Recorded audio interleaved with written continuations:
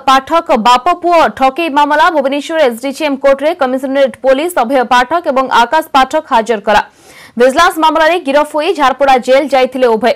आकाश और अभय विरोध में नुआ मामला रुजु नहीं कोर्ट को अवगत कराइला खारबेड़ा नगर थाना पुलिस। ठकई हत्या धमक जालियाती भली लागिछि संगीन दफा।